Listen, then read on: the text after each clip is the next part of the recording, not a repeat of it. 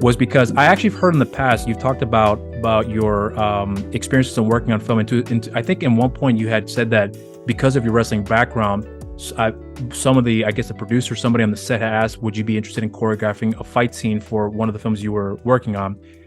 And then, so I remember that. And then after the fact, I learned from Brett when I told him, hey, the film is great, but there's one scene in the movie which was I wouldn't say it's a gripe, but it was one of the things I felt like was a little flat in the doc, which were more or less action sequences, where in this movie it doesn't really have a whole lot, but that 5 seconds we do get between you and Tom Hallam in that sequence between when you guys are going at it, I was like, that was impactful. I was like, whoever did that did a really good job. He's like, we asked James to do that. I was like, he did phenomenal. That was a really, really good job. For the short period of time that you guys had that fight sequence, I honestly, I wish that was what we got in the doc in terms of the action sequences. So with that being said, though, I was wondering if you could explain to me about what that, because I'm not sure if you had been in charge of more or less putting where the cameras are going to be at to be able to sell the shots, because Tom Hallam is really good at, with some of the choreography as well, too. And if you were in charge of put the camera behind me over here so I can throw the shots over here, given your background and experiences with wrestling, or was that all Brett or someone else that handled that, and then you just pretty much choreographed it and they let them trust them to be able to get the idea as far as where the shots are going to be taken with the sequences there? Elongated question, but I hope you understand why I'm starting off with that here. Yeah, no, I actually when I got there, because I usually try to get there a day early because it's just weird, and I think it's the wrestling mentality to me is I was taught like old school, Right. so like you show up, you shut up, and you listen, and that's how you learn more. Like you can ask questions and stuff, but just watch people, you can learn a lot. And so I like to get the set, even if I'm not filming that day, and just watch other guys and see how they do stuff, or how someone on the call sheet that's higher than you does a scene, and how you would do it, and you see how they do it, and so that kind of helps me out. But I remember getting there and Brett just saying, "Hey, man, we got this fight scene, and if you don't mind, will you choreograph it, whatever?" And he goes, "I trust you to do it, whatever." I was like, "Yeah." And then I asked him, I said, "Okay, well, where are you going to put the cameras? Like, because the sun, start to go down, and we had to shoot it this way or that way." I was like, you show me where you want to film it, and I'll work around you to make it look, and like you said, with the wrestling, I know how to do stuff with the cameras and all this stuff." I said, and he told me, he goes, "Just to let you know," he goes, "the last time someone did a fight scene with him, he got hurt or whatever." You know, with Tom. Yeah. And I know what you're talking about. I went up to Tom and I said, "Hey, man, just to let you know, like, I've been doing this a long time, and I understand, you might have got hurt last time." I said, "But the only time that you're going to feel me is the only time you might get hurt is if however you hit the ground." I said, "I have no control over that. You do that however you want to land, and blah blah blah."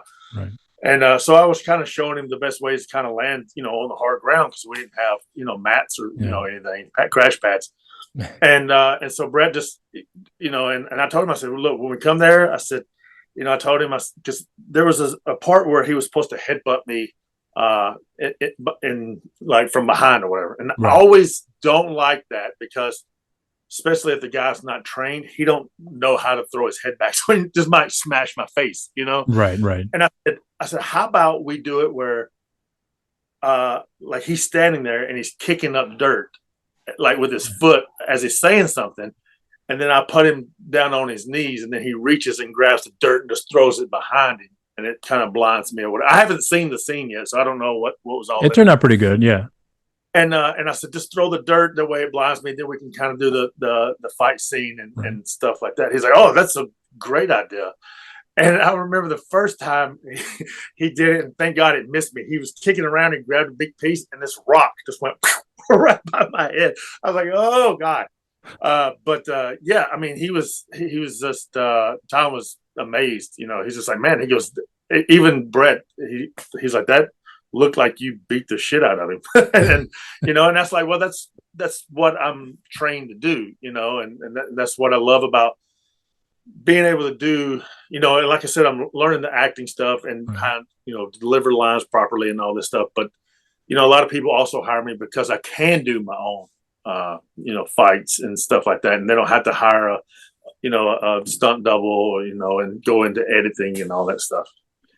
So when you, so let's go back a little bit here with regards to more or less your introduction with Brett, because when you were, I'm assuming that I'm not sure if Brett had reached out to you or if you entered the call sheets for auditions for you to be able to get the part. I was actually watching, I think it was Whitetail. I think, and I just on my Instagram, like I just did like a little Insta story. Say, hey, I enjoyed this film. All you guys should check it out as well. And I just tagged him in it. He's like, "Oh man, thank you very much." Blah blah blah. You're talking about Buckskin, right? Yeah, Buckskin. Yeah. Okay. Yeah. And so I thought that was it. I didn't expect anything from him. I was like, "Hey man, blah blah blah." And he actually reached out and goes, "Hey man, we actually have a role that I think you would be great for." He goes, "It's a small role." He goes, "But it's one of the important roles or whatever." And he's like, "Can you ride a horse?" I was like, "Yeah." I was like, "I tell you what," I said, "I got horses." I said, "I'll saddle one up for you and I'll ride him down through there just so you can see I can ride a horse or whatever." And because, and I got there and I was like, "Yeah, these horses, they're not sag, because they wasn't, I know what you're saying. they wasn't broke at all." So you really had to know kind of how to ride a horse, Right. And so I sent it to him, and so I did it and everything. He goes, "Man," he goes, "Your scene was really good." He goes, and then Tiffany was doing this one with the Billy the Kid, the Death Billy the Kid with him. And she goes, "Man," she goes, "we need to try to get Storm to do this scene too, because it's a fight scene and stuff." And I was just like, and he goes, "It's not a big scene." He goes, "But it's an impactful scene." I was like, "All right, yeah, sure." And so, and it's one of those things, like, I like to build that relationship too. And like working with those guys are great. I mean, they're great company to work for. Yeah. And so and then after I did that, he's like, "Man," he goes, "All right." He goes, "Well, you did these two scenes really good." He goes, "Now we're going to have to like find you like a big scene in another movie that we're going to do. So we're supposed to be working together again soon."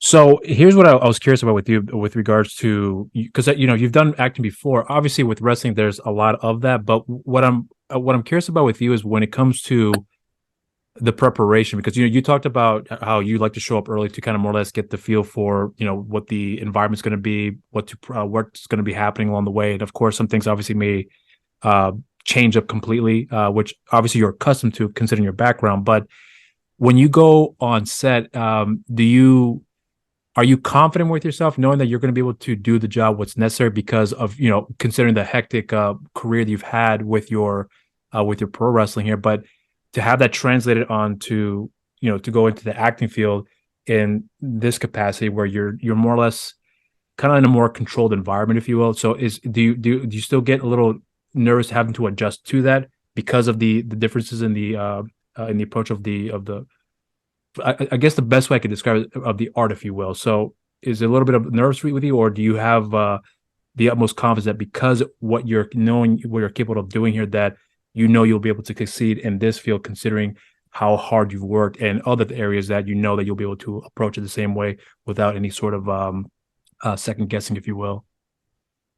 Yeah, no, I don't second guess myself when I show up, especially to do my stuff. Like, I'm over prepared. I train at this place in Nashville called the Fourth Wall Acting Studio, and our coach there, William, he's just like, over prepare. That way you don't have to think about your lines. And a lot of people I've learned where they kind of mess up, and you can kind of tell their acting is because they had to think of their lines. And I kind of put it with wrestling too. Like, if people had to think of their spots instead of just going through it, then it just kind of throws it off a little bit.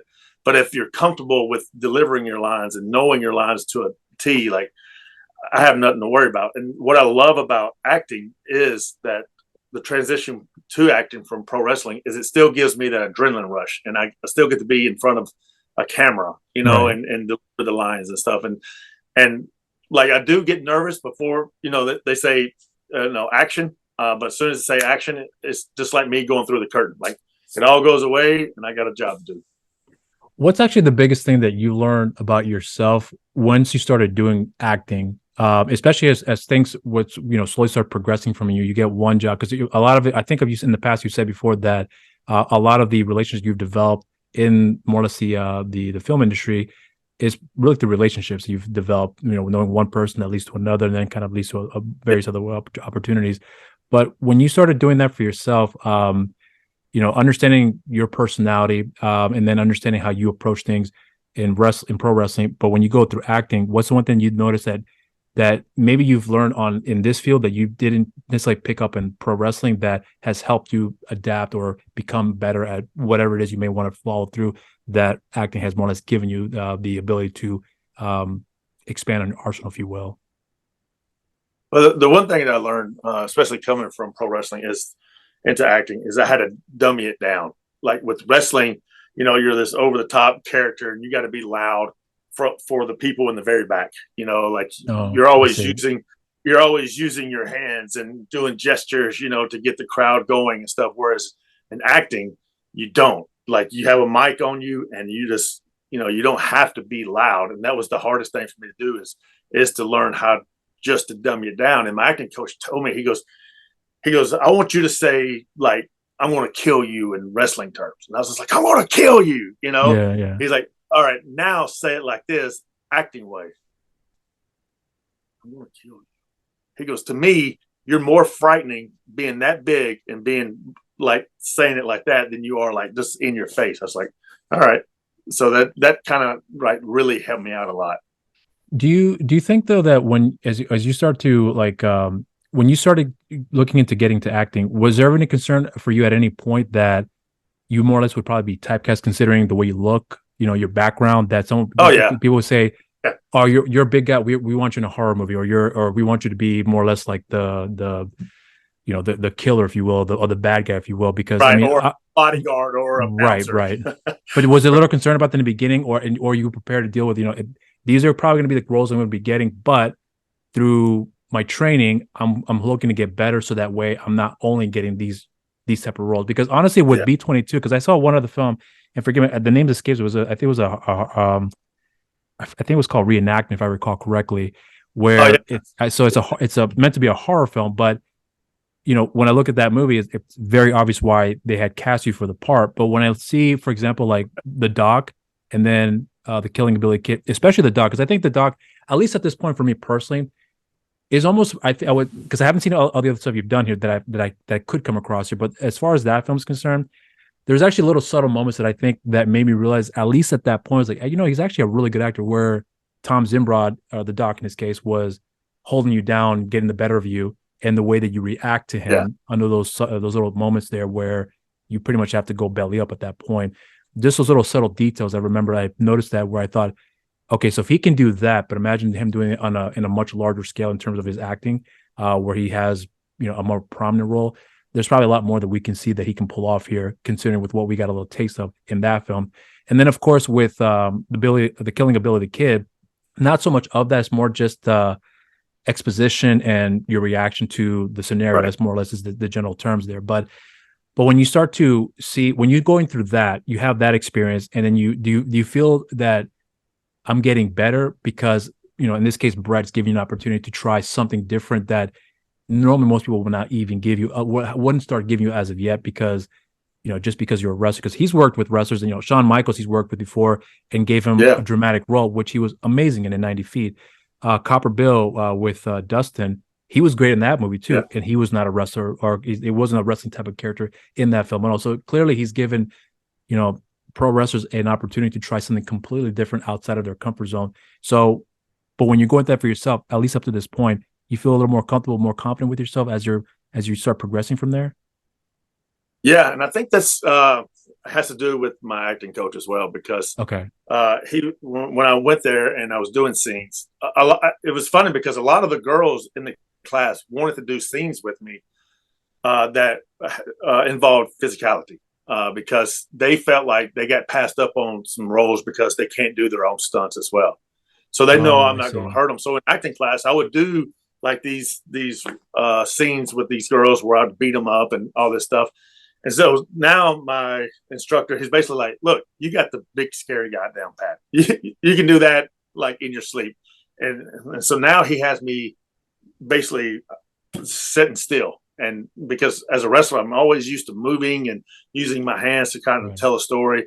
He just got me sitting still and just basically just talking to someone. I did a scene not too long ago with it was from Ted, the show Ted, and it's on my Instagram. And like I start talking about my dad and how he wasn't there, and then he committed suicide, and like I just start crying like in the scene because I've learned to put myself in that situation, because I did lose my dad when I was really young. So it just triggers something.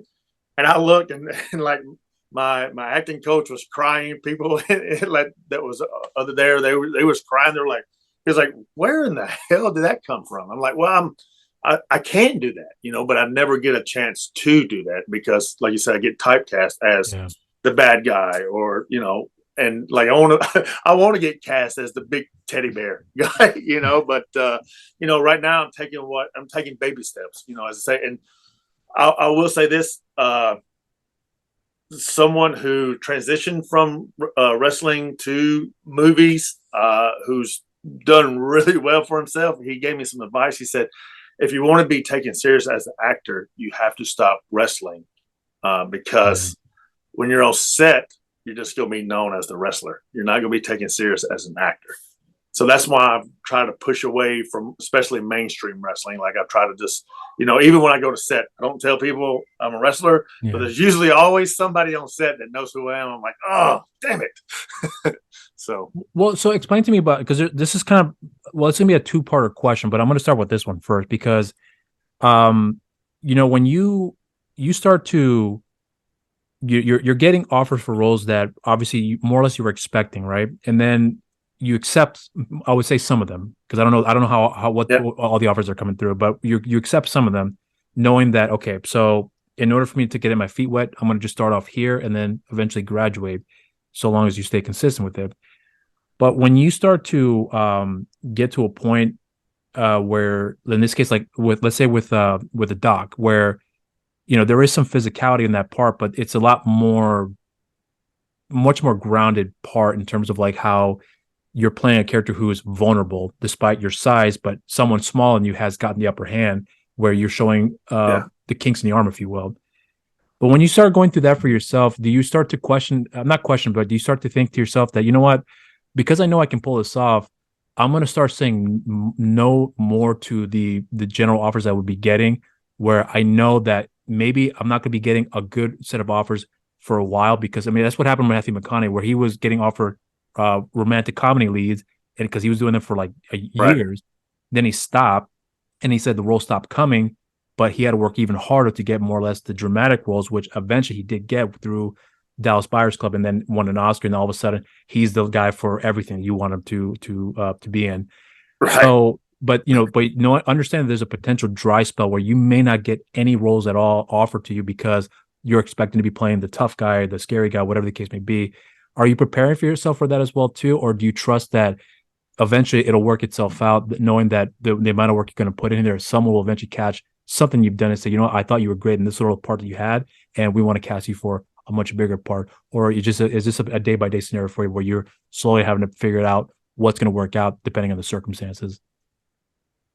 Yeah, no, it's a good question. It's one of those things where, you know, there is some stuff that I've said no to, where I'm just like, man, I was like that, like it's straight typecast, you know, as one was for like a bouncer and another one was for like a mob guy or whatever. And there wasn't that big of a role.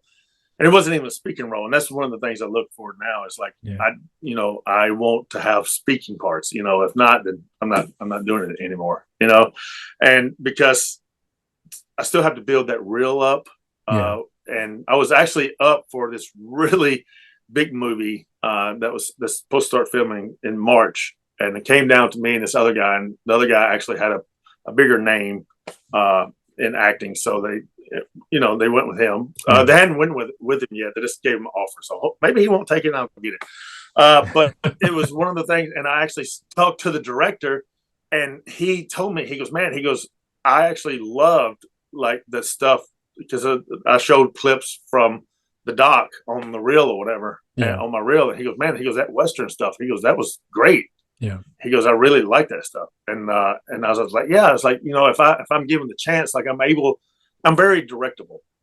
If a director wants it this way, I can do that easy. And I think that's what a lot of directors like about me too. When I was on set with Brett, he goes, "Hey, just try it this way with this pause right here." When I was talking to Robert right before I go out to fight Tom or whatever, and he was just like, he's like, just give it that pause. And I don't know if you've seen it or not. Yeah, I'm jumping off the question, but like, I take my hat off and start I saw that talking part. to him or whatever. Yeah, Robert didn't know about that. He goes, you kind of scared me. Like, just the way that you were just sitting there and saying, people are like dogs. He's just like, oh God. He goes, I hope I didn't piss him off. But there's a part where it transitions, and then I have my hat back on. Yeah. And like I take it off, and if you watch it again, you see it like the hat's off, and then it shows him, and then all of a sudden my hat's back on instead of seeing me put the hat on. It's because there was this stupid like fluorescent light in the background that when I was putting the hat on, you can barely see it, and they couldn't crop it out or something. So I was like, oh. Well, but so, no, it's just one of those things. Is like that's what I pride myself on, is being on set and being directable, and like you said, I don't care about all these different parts that's coming in. Like I look at the parts that, especially if it's someone that I like working with, like Brett and Tiffany, like I'll go do stuff for them because I enjoy it. Right. It's nothing to be on set with a director that you don't like. You're like, oh God, this is going to be all day. Yeah. So explain to me then about because I'm wondering what's the biggest difference that you've noticed about yourself when it comes to the taking on acting and working on films that maybe you probably didn't notice before that made you realize something about yourself. Like, so I would imagine that, because you said it yourself, you don't second guess yourself, and I do believe you when you say that. But I'm actually just more curious about any vulnerable moments where you probably doubted yourself, and then something had occurred, made you realize, what, I can pull this off, and therefore, that confidence that I have myself is in fact legitimate. So therefore, I shouldn't have to concern myself with having failed, because I will fail, but I'm still going to keep moving forward because I will keep getting better as it goes away. Maybe that's not the best way to ask the question, but something along those lines. What made you realize something about yourself that made you think about, where you may have second guessed yourself, and something you've gone through had changed your perception about you and understand that what you're more or less capable of pulling off here. I hope the question made sense. Yes, there's a lot. But yeah, I'm sorry. Actually, I did not long ago. I did some stuff with Kevin Hart that's be coming out soon. It was the Die Hart show that he's doing. Oh, okay. And I'm actually I play an assassin on there. And when I got there, the director, like, he knew who I was. He was a wrestling fan. He's like, "Oh my God!" He goes, "I want to make you like the main assassin or whatever." I was like, "All right, cool." Even though I didn't have a speaking part, I just wanted to be on set just to see how it's done, especially when Kevin Hart's on there. In that caliber of production. Yeah, and man, like, he just blew my mind. Like, just seeing him do stuff, and it was really cool to watch him on set too, because he treated everyone with respect, from the very bottom to the very top. They all got treated the same. He was cool with everybody. He didn't try to big league anybody. I was just like, all right, that's pretty tight. But when we was on scene and just watching him do his stuff, like he would do his stuff, and then they would do another, and he just kind of ad lib, like he'd throw the stuff in there and just ad lib, and it was just careless, like he was just like carefree, like because he was so over prepared, like it didn't matter, like he can say any line and it just sounded like it fit, if that makes sense. Yeah, like he was just so good, and like I said, just so over prepared that it was just flowed out, and that's what I always pride myself on, is make sure, like, no matter what, know your lines. It's nothing worse than getting on set and then people are like, "Oh God, what's the line? What's the line?" Like, I understand, like, if you have a brain fart and you kind of forget for a second, whatever. But like, man, like if you show up prepared, like there's nothing that's going to stop you.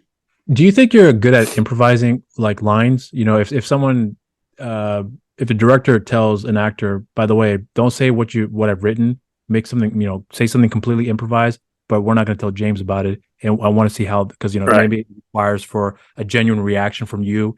But if it requires for you to have to learn to adapt under those circumstances, do you feel you're capable of pulling that off? Because it's a different type of adaptation where it's not physical, Yeah. but it's more, I guess, mental. I guess it's the best way I could describe it. But I mean, do you Yeah. think you're Well, good at that too? and I think that's what wrestling has helped me do too, is Okay. because when I'm out there doing promos, live promos on TV, and guys are just, saying stuff back and forth, like you got to be quick witted, to spit something Right. back to them quick, or you're going to sit there looking like an idiot, and I think that's what helps me out a lot. Like if somebody does say something on the movie set, like I can come back right back with something if it, is appropriate to say that.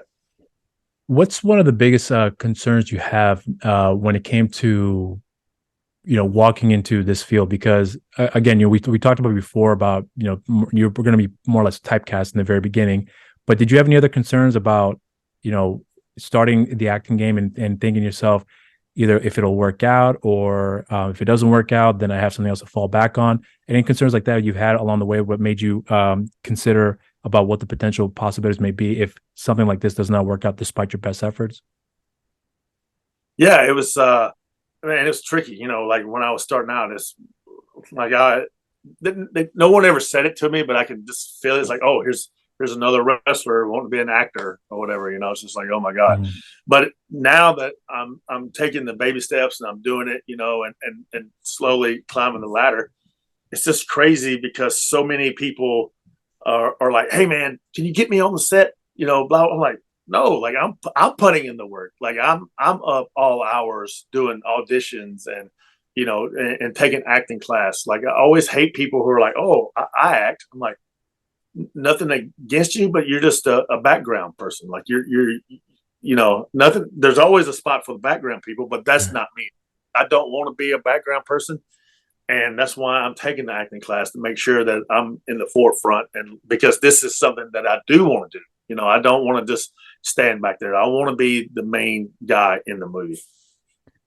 Now that as things start to progress for you along the way, are you more confident with yourself about how the more because you talked about a major project that you had were considered for, but there's the other actor got offered the part. No, don't know whether or not they accepted it, but but just the fact that you happen to be in the same conversation, to be in that room as under that consideration, do you feel more confident that okay, things are starting to progress for me, that it's starting to look good? Obviously, it's a fickle business. Acting is Right. very fickle, but but despite knowing that's how it is. But are you confident with how things are going for you? Because if you're trying, because if you're trying out for major studio parts or indie parts as well too, is there a difference about, well, if I can't get these major roles, then I'm going to stick with indie for a while until things start building up for me from there? Or is it whatever's being presented in terms of opportunities that you can take on for yourself that will give you a chance to expand on more or less your acting, rather than not talking about opportunities that bigger and better roles, but more about taking on opportunities to better your acting skills, so that way the bigger opportunities that present to you are in fact very valid, and that it's something that you have earned because you put in the work, if that makes any sense. Yeah. Yeah. And that's one thing that, like before I went to work with B22, is like I researched them. I watch their movies. Because I don't want to just show up in somebody's. Because a lot of times on Actors Access or whatever, you get these so-called movies Yeah. that are being shot, but you get there and it's like not really any kind of production. And it's just like I want to make sure that every movie I do is another step, up. I don't want to go backwards. And the like you said, being in the conversation of being one of the two people for this huge budget movie Right. that's going to be coming out, that's being filmed, made me feel really good. And even my manager, she was like, "Look," she goes, "I know like it sucks not to get it." She goes, Yeah. "But you could look back and be like, that's a good thing I didn't get that, because now I got this and this and this." She goes, "But they know who you are now. That director, who's a big time director, and the casting people who cast big time shows, they know who you are. So you might not been right exactly for this role, but they will have a role for you."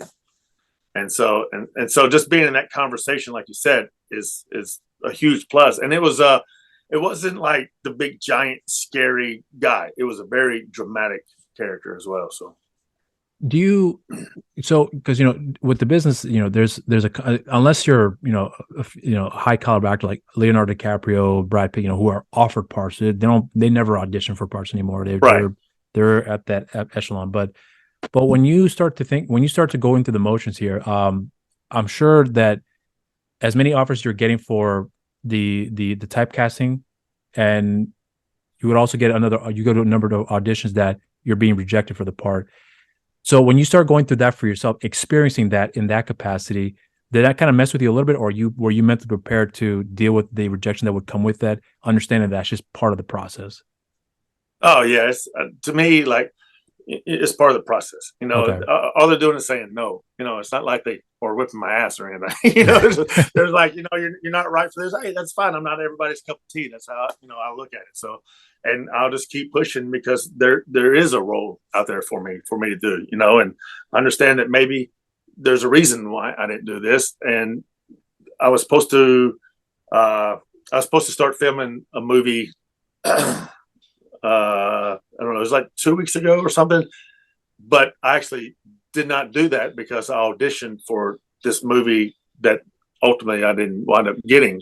But just to be able to audition for it and be able to go that far in the process, even though I didn't get it, still made me feel a lot better than me filming this down here. Which, does that make sense? It does make sense. It's because, I mean by that. Because I would have got to go to set and I would have been able to film something here. But this was an opportunity to expand, like really like a game changer, So, but I wanted to ask you something real specifically with you because I've heard you talk in various interviews that the person you were in pro wrestling is pretty much yourself. Maybe a little bit exaggerated, but yes, this is who you are. And then you've talked about before about how family is very important for you as well, and then you also talk about how you work really hard to be nice towards other people, and understand that the wrestling business and even now the acting business is a very, very, very rough business where it can break people down if they're not mentally prepared for the consequences that would come with it, whether it be good or bad. But so what's interesting for me, because I've heard you talk before about how you had grown up where you grew up in a trailer park, more or less grew up in the projects, and your mother was very adamant about disciplining all the brothers to stay in line to avoid the temptations that come in living in that environment. And you even talked before too that one of your, I think you said at the time, one of your good friends who had helped you become a better basketball player, and end up going the drug path, and then eventually things didn't work out for them. But you, on the other hand, had been able to maintain a pretty even keel about yourself. But along the way, though, with the various things that you've gone through in your life, especially with your career, I'm sure there are some things along the way that has obviously shaped who you are even more so, where you've developed some callous along the way, where the business obviously teaches you that you have to be that way. There's no way you're going to survive if you're not. And you've even said before too, if someone were to ask you, I want to make it into the wrestling business, you're at least at that time, I don't know how it is for you now, but you had said before that run, because this is not a business for the weak of heart, and therefore you should be considering the consequences of this path you're taking here if you want to pursue it. But along the way, I was curious about how you have been able to still keep an even keel about yourself, because as difficult as that is, and you have a family that it seems like you're more home now than you have been before while you're on the road for obvious reasons, and now that you're auditioning for part, it doesn't seem like it's taking away too much of your time, because there's a set time frame, like you're going to be gone for this amount of time, and then once you're done, you can go home, and then unless something else comes up along the way. But it almost seems like it's a little bit more manageable. But to be able to develop that endurance for yourself and develop that patience, and having to learn how to keep yourself in line with that, was that very hard for you to do, to keep consistent with that? Because people have talked about you and like, you almost made it to WWE, but you didn't. But what's your thoughts on it now? And you're asked the same questions over and over again, and I can imagine that kind of can almost wear you down a little bit, because it's a constant subject matter that people want to bring to your attention, because they just want to know the answers, even though the answers are already out there. So I'm curious about how you've learned to handle yourself under these circumstances and still be able to keep an even keel about yourself. Because if it's something that I would imagine at some points you felt like saying, fuck this shit, this is getting tiring because I can't deal with this stuff anymore. Or is it one of those things where you've come to that point, but you realize, you know what, but this is what I care about. And this is what I love. And therefore I'm going to stick with it no matter how hard it is, because I know that something may come out of this year that I can look back and say, the fact that you worked hard for this, it all paid off. It wasn't easy, but you've learned to respect yourself, respect other people around you, and be good to your family. And I bet at the end of the day, that's what more people can remember you most about, because you were a good person in those various fields you've been in, and that's the most consistent things about you. So again, that's a elongated question, but I'm curious about how you've learned to be able to maintain that. If you feel like if you think that way about yourself. So basically, like my mom told us, the brothers, like, don't let no one tell you that you can't do anything. And I'm sure every parent tells their kids that, but like, and I kind of just seen it growing up. We actually had like one of the guys that I grew up in the projects with. He actually wound up playing for the Titans. So it's just one of those things where, like, I always knew no matter what, if I put my mind to it and I worked hard enough and I didn't give up, I could achieve it. And same way with wrestling. When I started wrestling, I was 152 pounds, and people were like, man, you're not going to make it as a wrestler. And I remember going to meet this guy who's going to start training me. He goes, hey man, I tell you what, he goes, go home, gain about 30 pounds, come back and talk to me. And I was like, all right. So I went home, trained, ate, gained 30 pounds, went back, and that's how I started wrestling. And it's the same to me. It's the same way with movies and stuff, man. It's just like, you just got to find that person who believes in you. And I always say that these big actors, they had to start somewhere.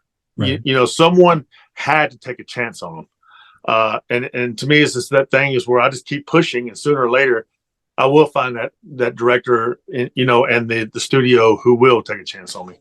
And my grandmother, she said something to me a long time ago. She said, always treat people with respect, because you don't know who someone is and you don't know who someone's going to be. And then she said, and you'll bleed like every other motherfucker I punch in the mouth. This is my 75-year-old grandmother telling me this. And I was like, okay, Granny, I got it. But, and it's just one of those things where everything I do, like I prepare for it, no matter what, no matter if it's a wrestling match, no matter if it's a trip with my family somewhere, like I always make sure I'm prepared. I'm actually really curious about,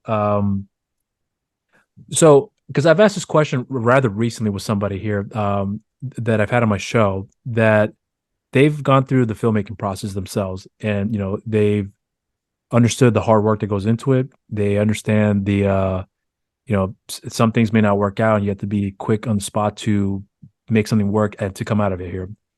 And then I had asked them if because of that experience, has their view on films changed?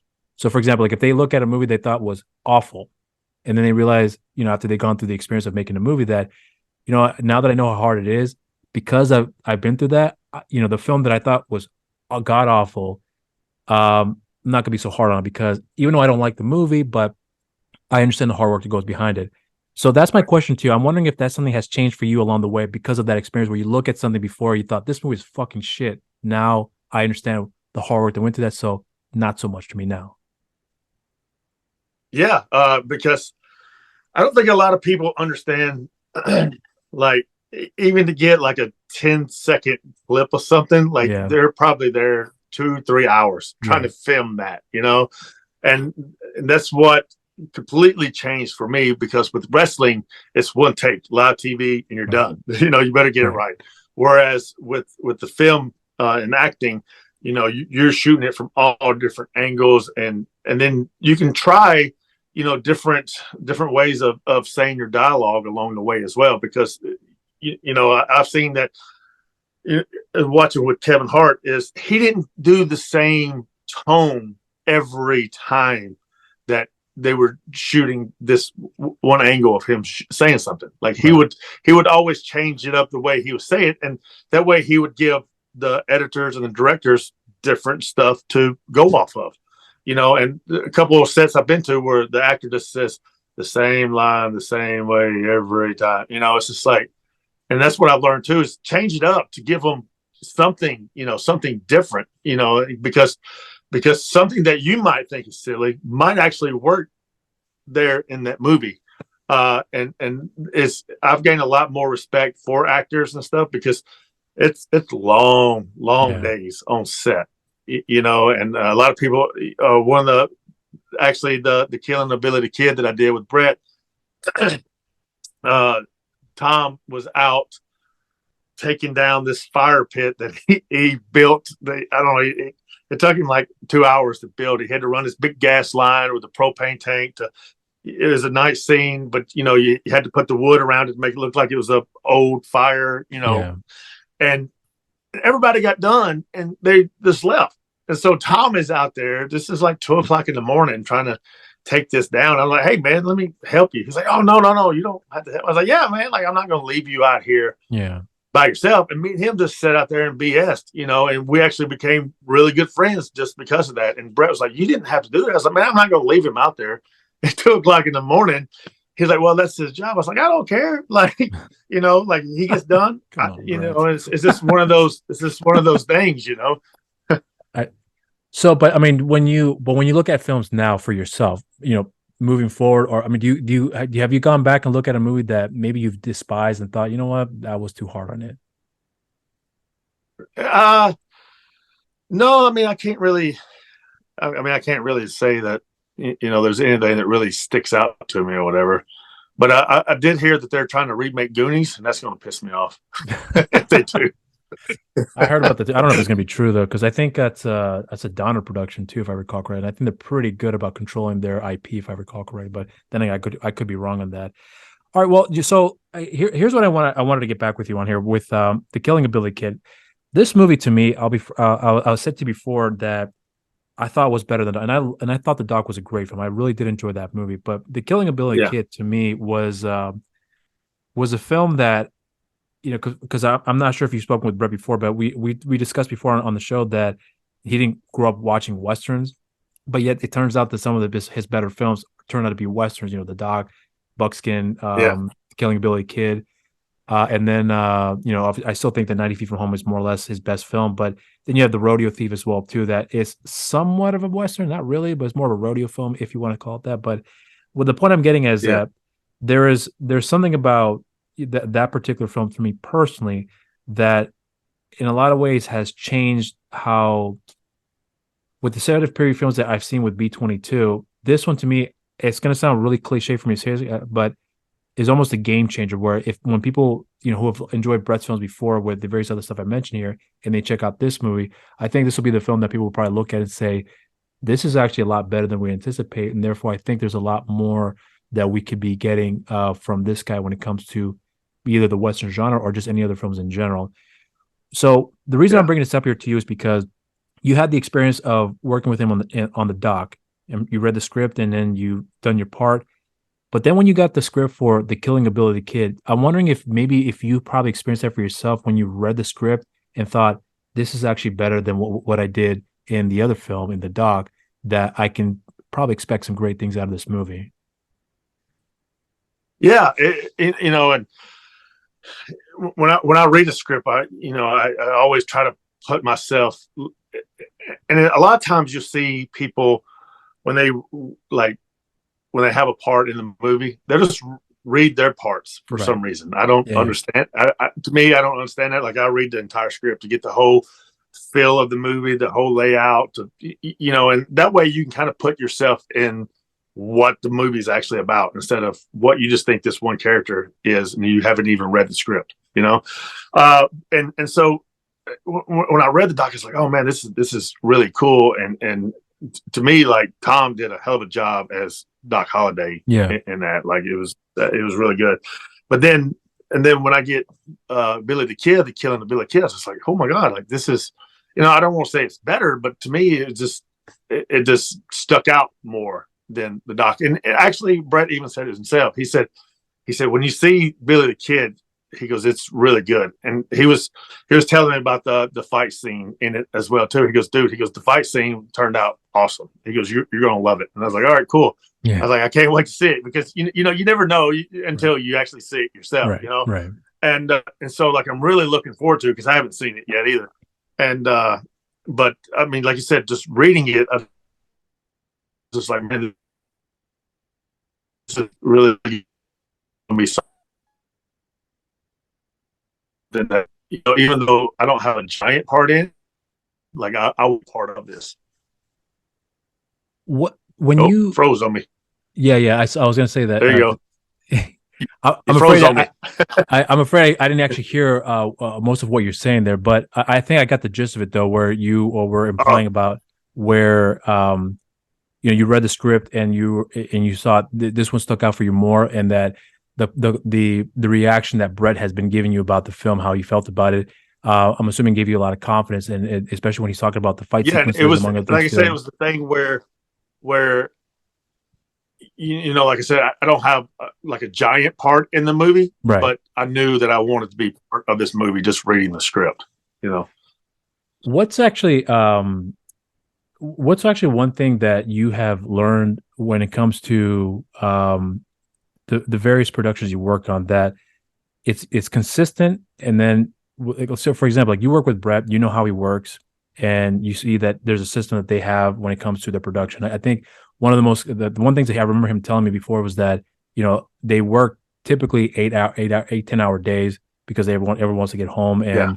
and I'm sure that was very helpful too for everyone on set. Except for when you said about Tom working until 2 a.m, having to break everything down, which I thought was Yes, actually quite he was out surprising. there a while. He's a workaholic. Yeah. I've been told many times, but what I'm curious about with you is that when you start seeing for yourself about the actual handling on the various productions you work on, is there something about you that you've learned about, like for example, if you ever were to consider one day in doing your own film, in other words, like possibly directing, producing, whatever the case may be, that you've picked up on the various productions you worked on, that okay, so because I saw how they do this here, I know that's not going to work for me, and because I see how these guys do things here, I know this will work for me, so I'm going to try to incorporate that if in the event I ever come to this position where I'm going to be overseeing my own production for a film that I'm going to be working on. So there's a little bit of that, how you look at the overall handling of productions, that made you see how you would, if someone down the line, if you consider doing so, that how you would want to go about it for yourself and working on your own film and taking matters in your own hand and figuring out what works and what doesn't work for you? Or are you just purely coming from an acting standpoint that this is the path I'm taking right now, and I'm not worried about all the other stuff that that could come with the additional responsibilities if I were to go down that pipeline, or down that line, I meant to say. Yeah, no, I like when I'm on set, like I watch everybody. Like it's always, to me, it's always good to learn everything that you can on set from every different position. That's the same way I did with wrestling. Like I learned the camera, like the cameraman, how they shot stuff. Then I learned the sound guy, and the lighting guy. And that's the same way I do when I'm on set too. Like I'll talk to these guys like when we're on break or whatever. Like, hey man, like why do you do it this way? Or like, blah, blah, blah. And they'll tell me, which is really good. That way, as an actor, I know what they're expecting as well. You see a lot of people that just show up and they just think that they need to act and deliver the lines and they're out. To me, like if you get to know everybody on set, from, sound guy and all this other stuff, then it just makes it for a more enjoyable, number one, shoot. And number two, it's just better. And it's just, to me, it's just common sense. But you also need to know the crew that you have. Like everybody wants to have a crew that is fun and they enjoy working with. Sometimes you get a bad apple every now and then, but as far as like with Brett and all these other ones I've been on, like it's weird because I always like to be like the jokester on set. Like I'll play pranks on people and stuff. So I know sometimes they hate. There was on the reenactment, the guy Steven that I was shooting with, he's scared to death of clowns, and I got some video footage, like behind the scenes stuff, where I sat in this closet for almost an hour waiting for him to get to set, And when he opened up the wardrobe door to get his wardrobe, like I jumped out with the it mask and like he ran so fast out of that room. Like, yes, I don't know. It just makes for a more enjoyable time when you can just joke and cut up with people as well on set. He said an hour. Okay, well, let me ask you about this here because I'm curious about the so for example, when you start taking in the beginning when you're offered these roles for again the typecasting parts you're getting, and then do you think about are you one of those people that once you do the part, that's it, I'm moved on, I'm doing something else, and I don't think about what I mean, maybe not think about it, but in terms of like I had the experience, I've learned these things and I moved on. And then when it comes to the film's release, because I've asked this question before with the various other actors, but I'm actually curious to hear from your perspective on what the response is to the film, whether it be from the people that worked on it, they say, hey, this turned out really well, or didn't turn out very well. Does that kind of help? Does that more or less give you an impression about, okay, so I'm not expecting a good film? Or if people have seen the movie, audience members in this case, say movie was great, movie sucked, or whatever the case may be. How have you gone to prepare to deal with that? And considering the fact that if you're trying to advance your career to do bigger and better, bigger roles, I meant to say bigger productions, or whatever the case may be, that will get people's attention. Are you preparing yourself on how to deal with the criticisms, whether it be good, bad, and indifferent, where you know how to react to that and not let it, bring you down? Because some people are very sensitive, some are not, but because everyone has a way of handling it. I'm curious about how you do that for yourself moving forward from here and how to prepare for that. No, to me, it's like you said, it's another one of those good thing I came from wrestling with a tough skin, because to me, criticism is always good. Mr. Perfect, early in my career, he would like, I come back and I thought I had a great match, and he would pull me to the side and he'd be so mad, and he'd be telling me something. And I was like, telling me what I did wrong. I'd walk away going, did I do anything right?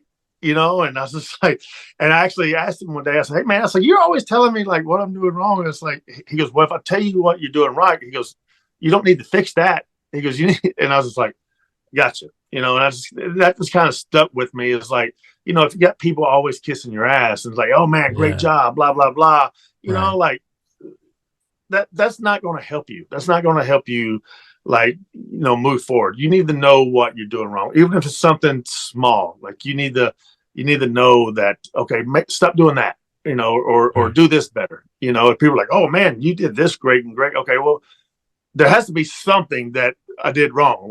And I would always go back and watch my wrestling matches, and I go back and I do think of the films that I did, and I go back and watch them like, oh, I should have did this different. I should have did this, but no one told me, and they still didn't tell me. Like, to me, I was just like, man, it'd been so much better if I would have just turned this way, or this way or something. So when it comes to the criticism though, do you filter out what's a valid criticism as opposed to someone just saying, I thought you were terrible, as opposed to giving some more constructive? Like me, like when people say shit like that, I'm just like, okay, you're just an idiot. You're a moron. Okay. Like, you got to give me a reason of why I suck or why it was bad. Like, did you even watch it, or are you just saying that? And that's like, if someone came to me and be like, oh man, like I didn't really like it because of this, this, and this. I'm like, oh, okay, well now you have a point, instead of just going, oh yeah, I didn't like the movie. All right, well, whatever. Next. Are you your own worst critic though, or when it comes to everything that you do? I'm horrible. I'm the worst. Like, okay. I get on my ass so much. I'm just like, you idiot, like, and it's the small things that a lot of people may not, think of or realize, but I knew it, Yeah. When you start to look at the possibilities for yourself, do you think like down the line as far as like okay, so I'm doing this, things look pretty good, but again, this is a fickle business, that things can look like it's going to work out, and then like that it never does. But do you have a goal in mind about, okay, so by this point I want to be able to achieve the following things? Maybe there's small goals like, okay, so I want to be able to learn how to deliver a performance of this sort so that by the time I get an audition for a role of this sort, I'm prepared for that because I know that this is not easy for me to do. So I'm going to work on that to be able to get that down, or something along the way where you're just looking at the bigger picture and think I'm gonna try to achieve this, and if I don't achieve it by this time, then I might shift gears and go elsewhere because it didn't work out for me, and that was my intention, and I don't see it working out, so therefore I'm going to try something completely different that's going to more or less give me a sense of challenge to try something else that will be a fulfillment for me to feel satisfied with whatever these artistic needs are that may present down the line here. I hope that question makes sense. If it doesn't, I can ask it better. Yeah, good. Yeah, no, it's just another one of those things where I would like to be doing like these giant studios, that the Rock and the Batista is doing now, Right. and but people don't realize like they took baby steps too. It Right. wasn't just like they just jumped up into these giant roles now, and I know that with hard work, it just takes time, and I have a lot of time to me, like I'm still young, I'm in shape. So, it's just, as long as I can make, what I always say is, even when I was in wrestling and people are like, oh, well, why didn't you go to WWE? Why did you do this? Right. It doesn't matter. As long as I can provide a living for my family, I'm good. Like I always tell people, like, I don't care what three letters are in front of that check when I get it, as Right. long as I get that check. And that's with movies too, is like, yes, I want to be a more dramatic actor and show that I can do this and action, that's simple. But if I have to keep doing, these killer type roles, hey, Freddy Krueger made a hell of a living off of it, Yeah. and so it's just one of those things. Like, it has its niche too. So I mean, it's just one of those things where I'll do what I have to do until I do achieve my goal, which is, to be on that level that Batista and stuff is on. Are you? I hope this is a fair question to ask because because there's something you said that actually caught my attention, but I'm hoping you can elaborate here for me because you said that you know you don't care where the check's coming from as long as you're getting paid. I understand what you mean by that, but were your intentions in the beginning when you started to take on acting, um, knowing that it's not going to probably pay very well in the very beginning for you because you have to start from the ground up. Right. But when you started to look into that here, was it ever at any point were you thinking about the money that may come with it, or is it purely just from the standpoint of like I just want to be a good actor and I want to be the best actor that I can be, and if the money comes with it, meaning that it pays well because of the roles I'm getting and because I'm getting better, then that's just the icing on the cake. But I'm just curious about what your perspective was in the beginning about how you wanted to go about it. Was it purely from artistic standpoint, or was it a little bit of both of artistic and then business as well too? No, to me, I mean, you can even ask Brett this. Like, I did both of these movies for little of nothing, Right. just to be on set and do it because I knew that they were going to be good projects and it could help me out with my career as well. And I think that's what a lot of people don't understand is you have to walk before you can, you have to crawl before you can walk and run. Right. And to me, uh, that's how I am. Like, I'm in a position now where I don't have to have these big roles coming in all of a sudden to make all this money. That's not really what I got into this for because I love it. Like, I love to be in front of a camera. It's just, I don't know, it's just something that I've been doing for the last 26 years in wrestling and stuff. So it's just one of those things where I do know that I have to do these smaller budget movies and stuff to get to the big picture. Right. I think people get sidetracked by dollar signs and stuff, Yeah. and not the art that goes into it. I just had a buddy. He did like this low budget indie movie, and it was one of the coolest movies I've seen. And they did it for a little of nothing, but it was a bunch of guys who were friends who did it, and as long as I'm having fun, I'm good because I did well enough to not have to rush into doing roles I don't want to do. Right. I did go with my money. Plus, my wife invested it all, so that was a really good thing. But so I'm in a position where I can pick and choose, but I still I want to make sure it's part of a good project.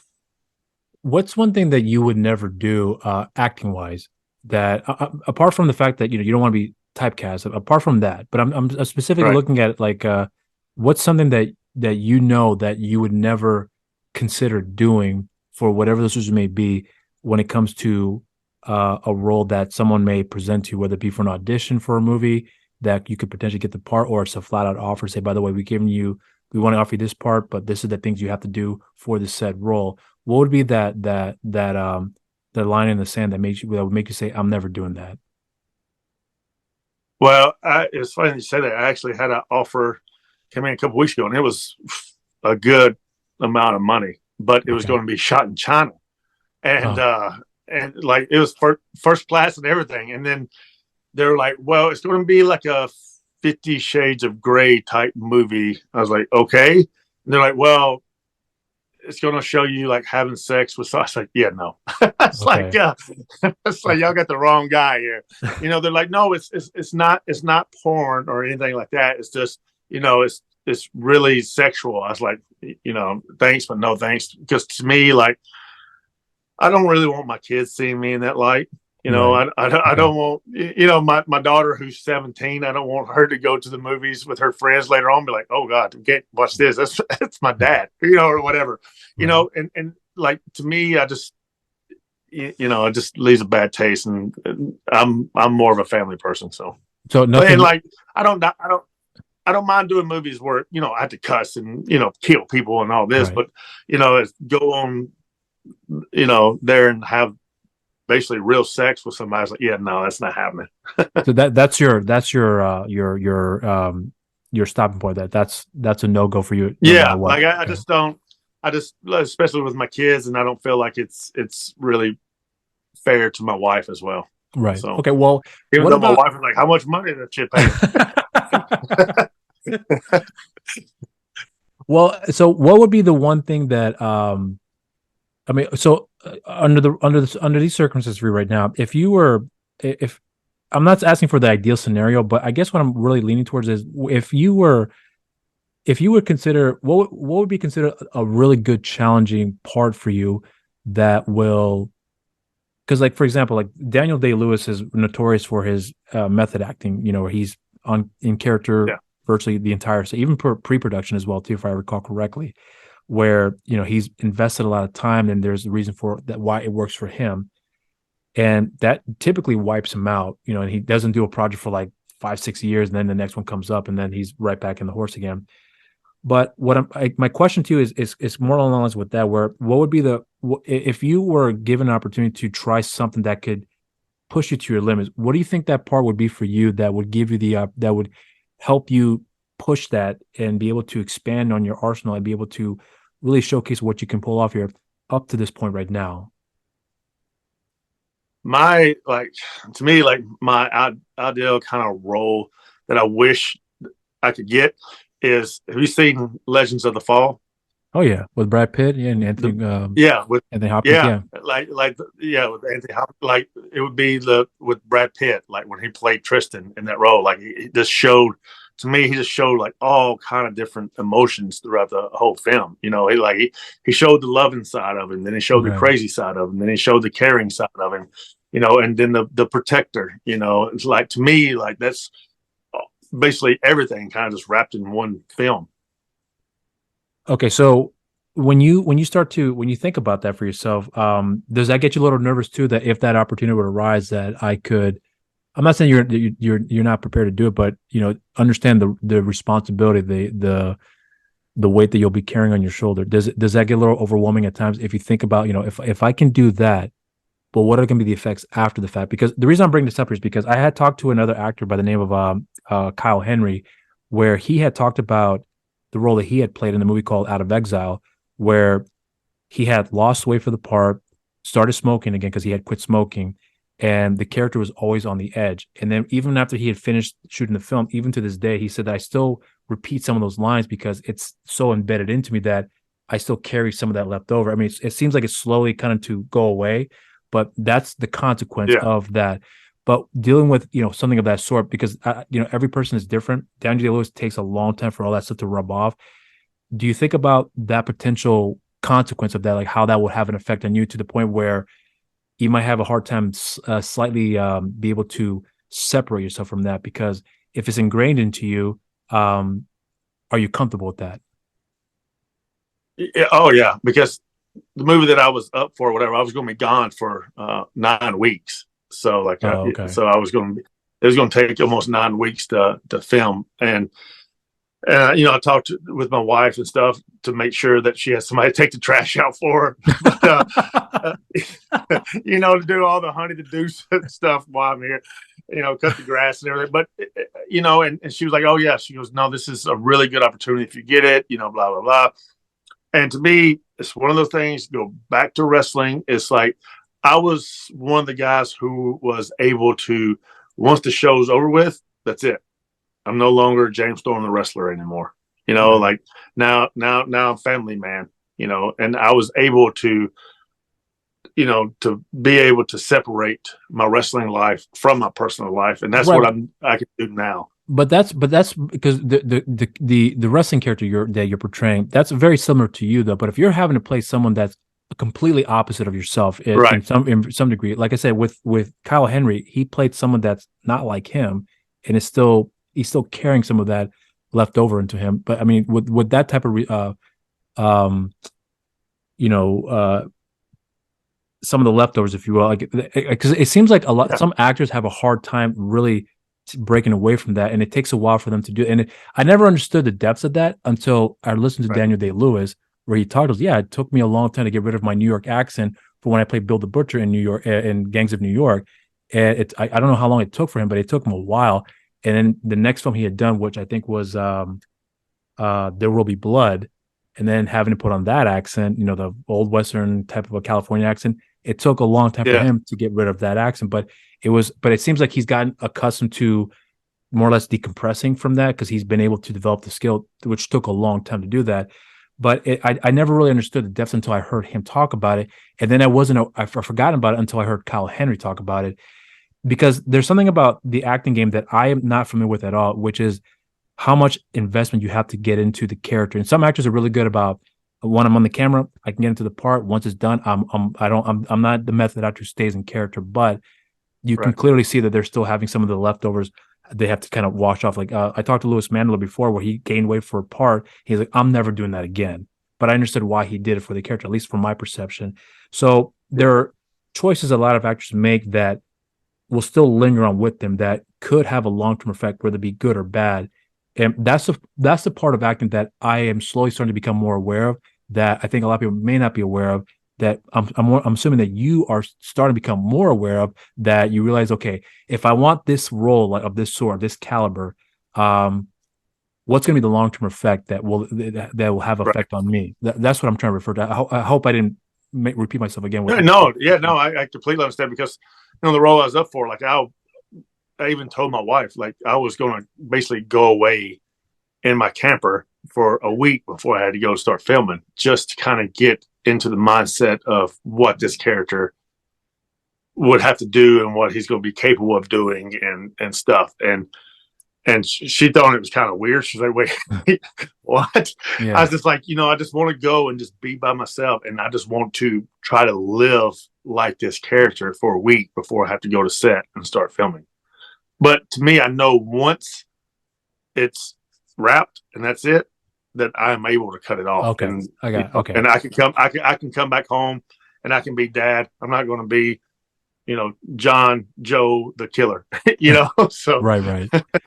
What about for but like you said, but a lot of people have tough time like getting out of it. Like he when he did the Joker, Heath Ledger, when he was so in his mind with that character, Yeah, but I've heard though that he was actually not so much like that on set, as far as like him being like the character of the Joker. I think that was kind of like the misconception, because I was the same way too. I heard the same thing, And then I think Gary Oldman, Michael Jai White, because he worked with him on the film too.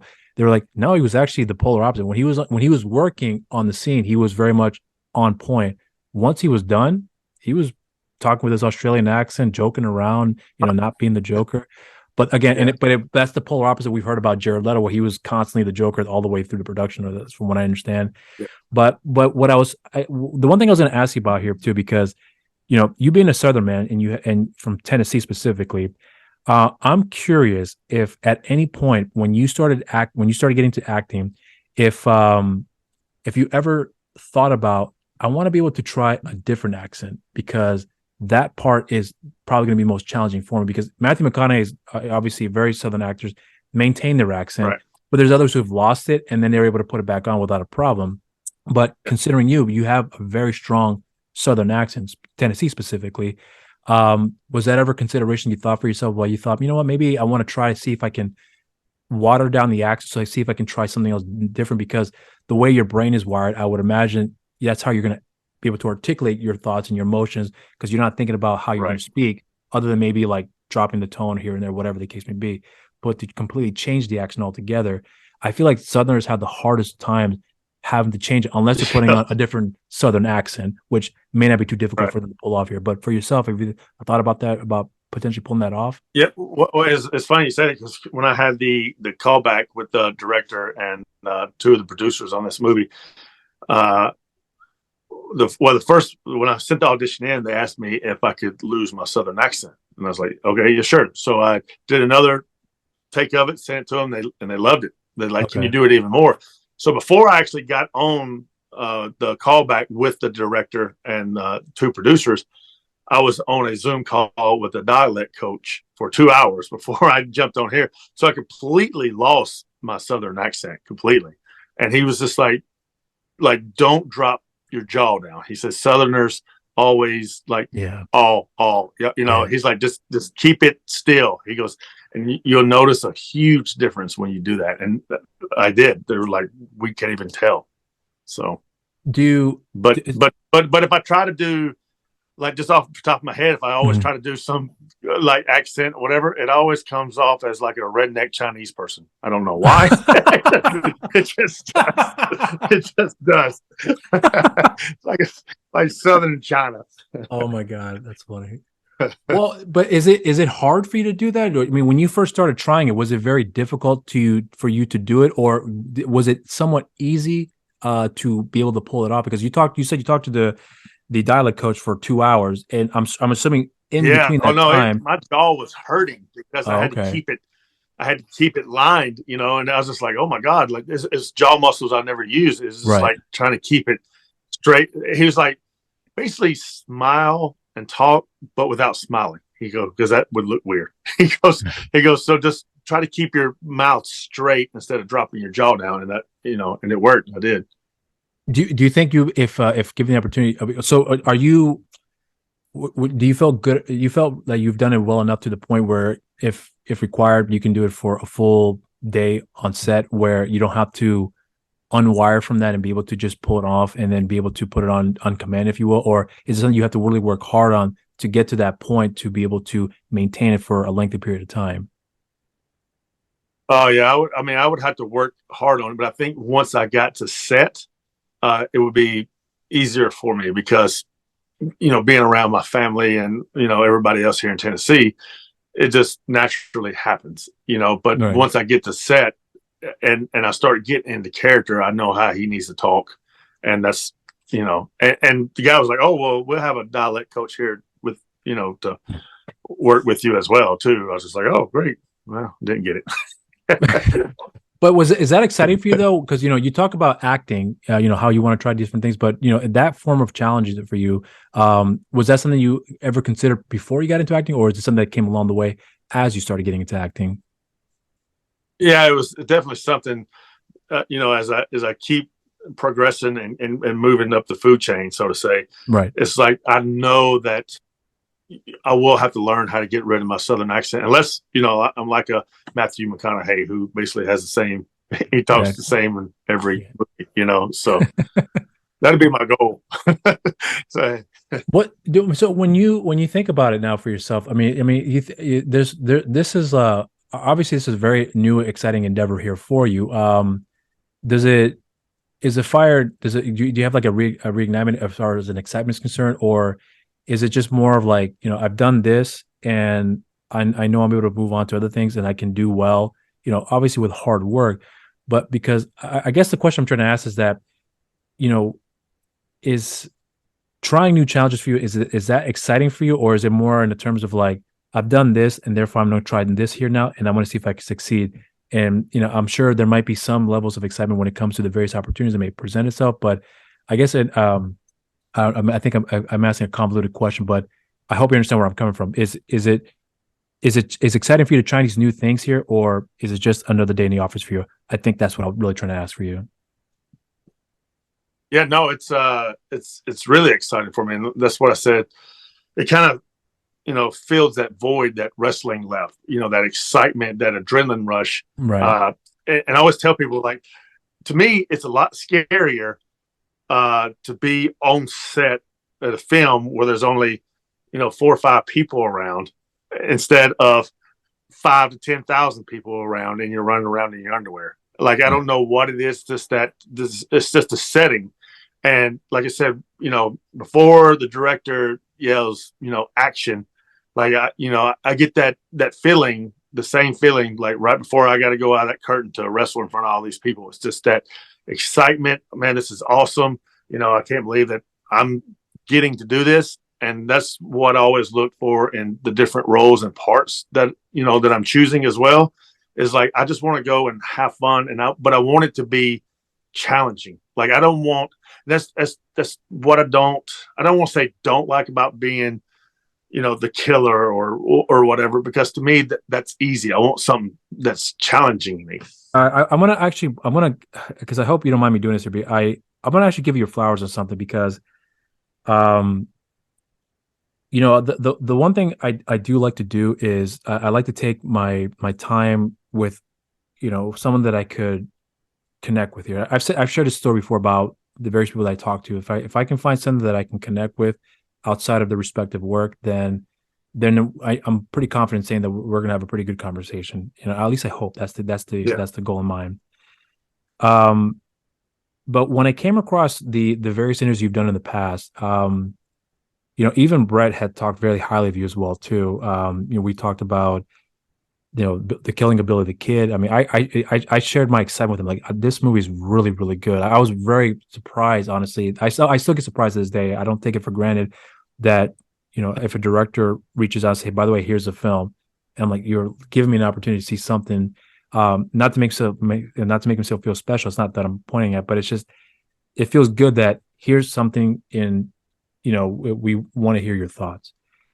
And when I saw the killing of Billy the Kid, it was one of those things where I remember thinking like it was another home run, if you will, where when I saw the amount of work that was involved to make this movie, because I know that B-22 films are notoriously short productions, low budget, and every once in a while there's a film that comes out that sticks out for me, that if there's a way that people can notice what the people have done here to make this film happen and how they were able to put in all the work and the various other stories along the way.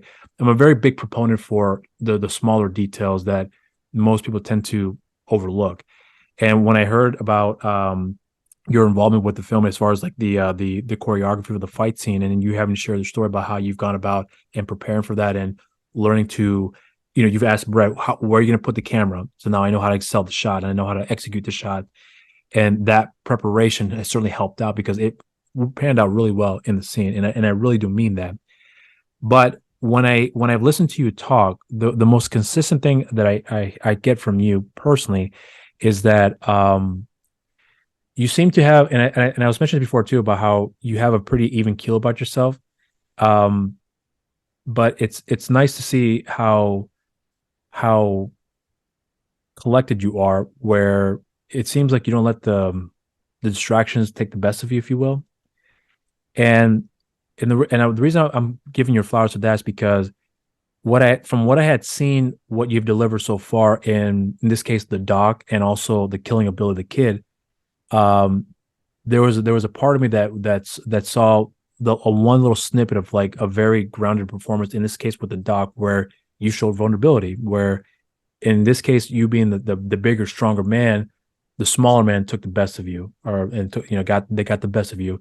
And the way that it was handled, in my opinion, had worked very effectively for that respective scene, because we've had the buildup from we've learned who you are in that film to get to the part where you are now confronting Doc Holliday, and how that was all handled. I thought was handled quite well, but primarily because of the fact that how I thought you had been able to deliver some of those vulnerable moments here. So having seen what I saw there, and then hear you speak about the various things you've gone through in your life, there is a part of me that's really excited to see the opportunities that will be presented to you, and I'm glad to hear that even though you didn't get the part that you were talking about previously, but the fact that you were even in the conversation in the first place, where you mentioned before the director said, "I love you. I think you were great. You were great for the part, but obviously business became what it is because you had the bigger name that probably will sell the film." And I Studios. understand that, right? Yeah, I understand. Yeah. But it seems like that didn't necessarily derail you from wanting to continue on with this path. So it's I I'm a big proponent for the underdogs, and especially when you're taking on a challenge that most people would. And you said before, when people came on set and they thought, "Oh my God, another wrestler who wants to be an actor," but that's kind of changed a lot lately. Where I think Batista is one of those actors where people will say they've highlighted before the best wrestler turned actor is Dave Batista, and he was the last guy that I personally thought of, because when I first saw him in other films, it was very generic parts. He's the big strong guy in an action role, and then slowly it started changing along the way. But even then, when he started getting typecast, you can slowly see he's starting to pivot to try something different, and he was very adamant about, I want to do something out of my comfort zone. And then the last film, I think A Knock on the Cabin Doors, I think is what it's called. People were praising the film, or praising him rather, over the Really film. good. Right. So, I really liked the vampire movie that he did. I forgot what the name of it was. no, you're talking about the zombie film, Army of the Dead. Yeah, was it? Yes. It's a zombie film, the Netflix movie. Yeah, I know what you're talking about here. Yeah. Yeah. But he was good in that part zombie, too. Yeah. Yeah.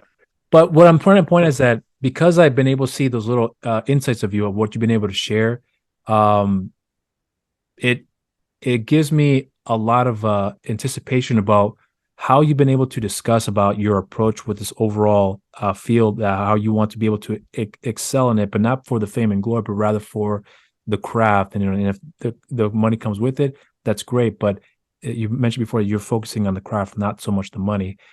But because I'm able to see how you've been able to conduct yourself in those various productions you've worked on, that my excitement level for you as an actor has actually gone up a lot higher from what you've been able to share here for me, because I really do hope that especially with these two films that are coming out with the doc and The Killing of Billy the Kid, I really do hope that whoever comes across the movie, that they will not look at you as James Storm, the wrestler who's in a Western movie, and saying, well, the cowboy, of course he's going to play a cowboy in the movie. I really hope they look past that and say, right, he was actually really good in that one scene. It wasn't a big scene, but it was a really good scene where he showed vulnerability. And whereas in the what was it, the Killing of Billy Kid, I hope that people will notice that it's not like the doc role, but he did offer something unique, which is that I hope they pick up along the way that you choreographed the fight scene, but he's really good at that as well too. So maybe he can do something a lot more than we anticipate, and therefore they can look at the opportunities that may be able to present you down the line, if that were ever to come to fruition, which I hope it does. I'm going long-winded here because, like I said before, I want to give you your flowers in that because I'm actually really, really excited for the opportunities that may present itself to you down the line, especially with the various projects that you're auditioning for, that you're in the talks for. Because if from what I've been able to see so far, especially with the dog, that's the one I'm focusing on the most. And hearing this conversation here with you, I do expect to see that you're only going to keep getting better and better. And the fact that you're really taking on a challenging part where you really want to to flex your acting muscles, and you're realizing that pretty early on, I think that speaks volumes about what your goal in mind is, which is not to do the generic stuff, but rather something that's going to challenge you as a person, challenge you as an actor, for other people to look at you differently, where they don't look at you as the pro wrestler anymore, but rather the actor. And that's what I really do hope that they take notice of you here. So again, I apologize for the long-winded praise that I'm giving you here. I hope you don't mind that, but I really do mean what I say when I'm telling that here. But um, I'm not sure if there's anything that maybe you would like to highlight here for yourself, because it seems like you're very cognizant about the opportunities are presented to you, and you're not letting it all get to your head where you feel like you have to make demands for, I'm not doing this part, and therefore if you give me this part, fuck you guys. But more, I'm not doing this part, I'd rather focus on this, and I want to be able to work on something that's going to give me the opportunity to try something different, to give me more opportunities for other things that will maybe I've never considered, but they'll give me an ability to try something that's out of more or less my comfort zone. So I'm repeating myself again, but I hope I hope you understand what I with what Yeah, I mean. no, I actually I did a film it was last year with this company called JJ Ranch Productions called Grace The 12th Point. Letter. Oh, okay. I'm sorry. No, it's called the Great Grace Point is the one I'm going to the Santa Barbara Film Festival this Okay. weekend for, and it was with Johnny Lowe and Roy. He was the director on it, and but with the 12th Letter, I actually play a Desert Storm vet who has PTSD, and this Marine comes into the town that and he has it as well. And it was a really cool. And the reason I did this is because it was just a moment that me and this guy had, and it's like, hey, I've been where you're at. Like it's just kind of, I'm taking him under my wing, saying, look, this shit will kill you if you don't deal with it head on. And it was a really good scene, and that's the reason why I wanted to do this movie with these guys. And it's won a lot of awards and stuff at different film festival stuff, and I actually won best supporting actor in like 2 or 3 of the film festivals. So I feel pretty good about that. But it's just one of those things that I was able to just kind of dig my teeth into, because I have 2 uncles that that served in the military, and one of them has PTSD. So I was able to relate to that. So when we sat down to do it, like after we got done, they were just like, holy shit. Like they're like, we did not see that coming, and it was just me just talking basically. And I felt like how I looked at it is I was talking to my uncle. I'm like, look, let's talk about this. Like, you don't need to do something stupid. So if you ever get a chance to check that out too, it's really good. Really Is that cool a short movie, film, by the way?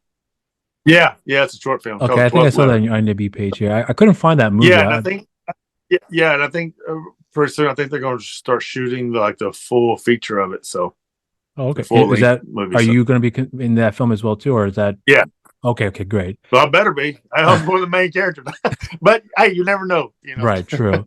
Well, But I mean, that was another JJ Ranch Production. That was a great company to work for as well. So I'm curious about something you said before about when you said when the directors were looking at you and saying, "Wow, I was not expecting it at all." I mean, is there a part of you that thinks about what they said and say, "Then why did you hire me in the first place?" Is there a little bit of that? right, yeah. I Okay. mean, like this to me, this is what you hire me. Like you want, and I think they expected something good, but like when I just really dig into it and get really emotional, I don't think they see me really as the emotional Type. person.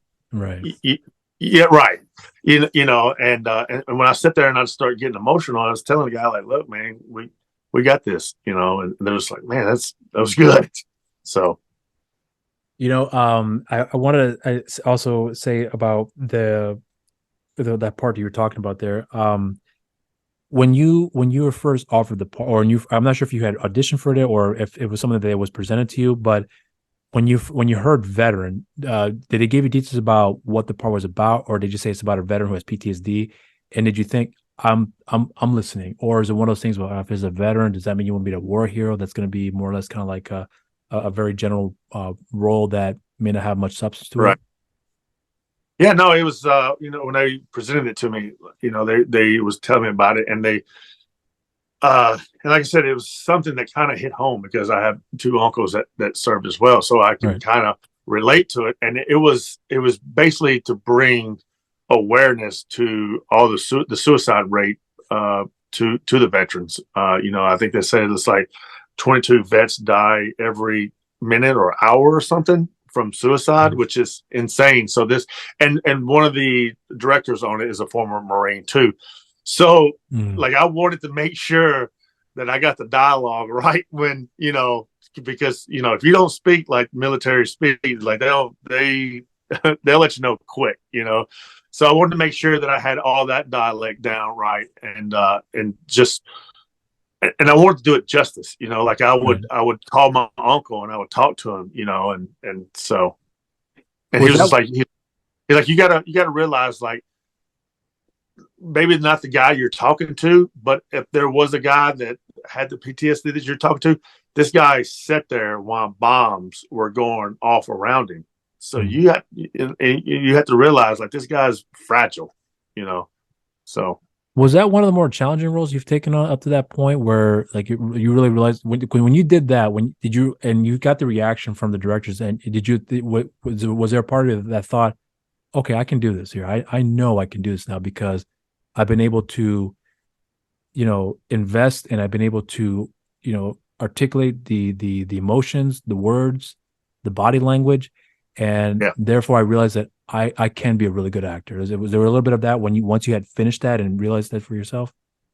Yeah, and that's one of the films where, for the first time, when they would change camera angles and we had to basically shoot the same take, just a different angle.